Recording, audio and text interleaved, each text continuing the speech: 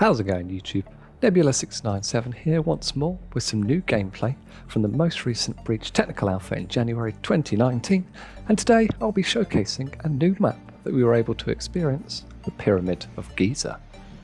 The gameplay captured for this video is split between a friend of mine, Mousy J, and I, as we play through a number of co-op missions and take on a dangerous new boss as DPS and support classes respectively. Unlike December's alpha testing, where our missions took place solely in downtown Kiev and Tokyo, this time it seems that a third map entered rotation for co-op matchmaking, bringing with it some new environments to fight through, and a unique boss with impressive visuals and enjoyable mechanics. This map is the Pyramid of Giza in Cairo, Egypt, and is quite different to the previous two maps in terms of visuals and theme. Taking place during an uncharacteristically snowy season, it would seem, the map features the same encounters as before, only this time taking place in grand ceremonial rooms, eerie catacombs, and excavation sites that draw some similarities to films such as The Mummy.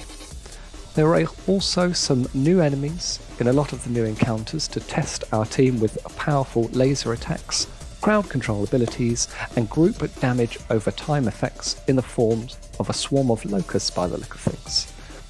Now visually, it's an impressive map and made us feel as though we were intrepid adventurers delving into the depths of ancient Egyptian holy sites in search of treasure, only to find the veiled demons and their minions. The rooms in which encounters are held have similar layouts to other maps,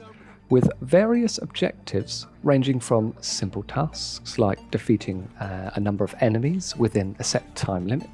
to escorting drones throughout a battle area as a team, collecting and depositing sacred artifacts or beacons, or even capturing data uplinks, all the while fighting off the hordes of enemies, and of course the veiled demon itself as they try to stop you from doing so. As with the previous alpha test, completing an encounter as a team successfully will update the score of your team versus the veiled demon at the top of the screen for the map, and more importantly rewards each member with a new passive upgrade to choose from and then keep for the rest of that mission. The passives offered at each winning encounter depend on the gear that you have equipped to your character, and will generally provide bonuses to survivability or, say, utility. This can be health potions or dodge charges, for example, or some sort of shielding or immunity to crowd control. But others can alter the way your character's abilities behave entirely, whether that in a minor or major way, such as adding an element of stun or other crowd control to one of your damaging abilities for a DPS class maybe, or changing the target for friendly ability to the whole team as opposed to just one team member, as an example. The connecting rooms for this map have a good level of detail to them that we weren't expecting, with stone walls moving to reveal dangerous paths to the catacombs below, strange looking ancient technology being on display as you progress through the map, with the odd splattering of ice and snow that has managed to make its way into the pyramid in various areas. It is a fairly immersive experience in my opinion, and thankfully in the game's current state it performs very well.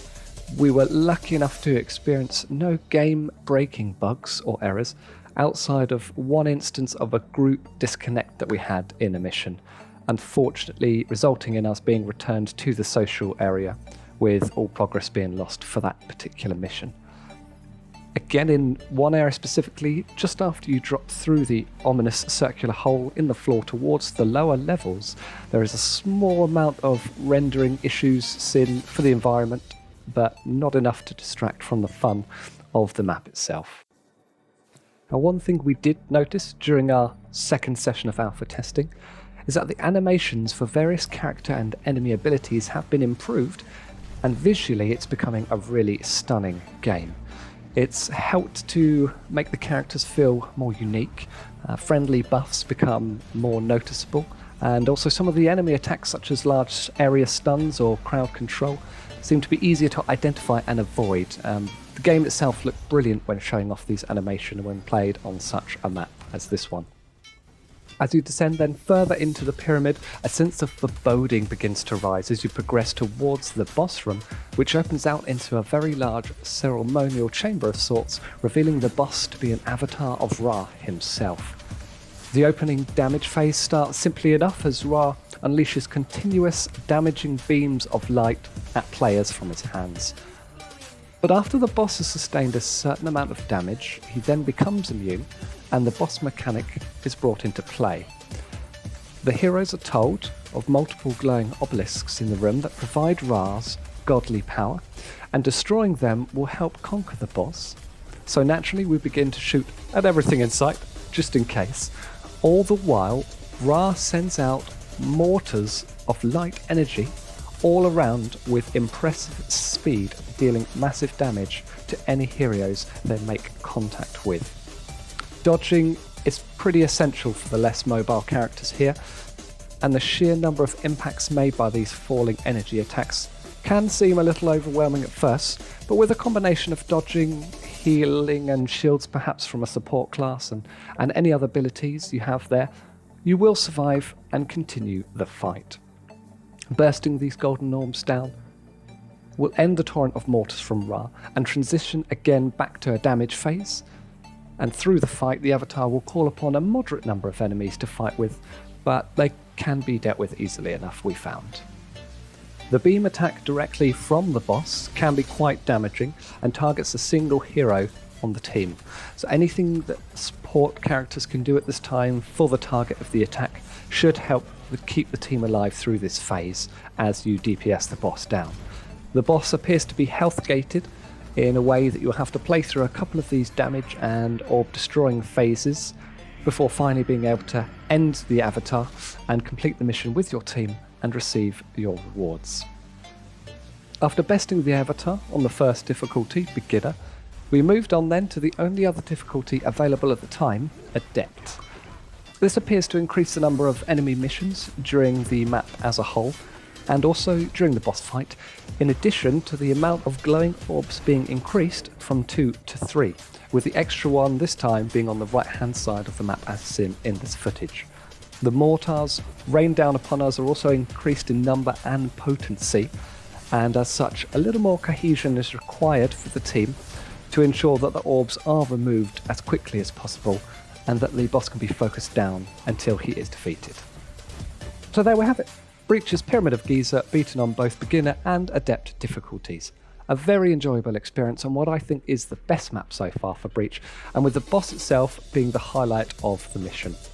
With simple yet impressive boss mechanics, great visuals yet again, and a consistent theme continued throughout the map, these things really stood out to us. Breach is really shaping up to be an accessible and enjoyable gaming experience, and I look forward to bringing more regular videos with gameplay and walkthroughs in more depth to this YouTube channel, with the next one being very soon hopefully. I'm Nebula697, thanks for watching, bye bye now.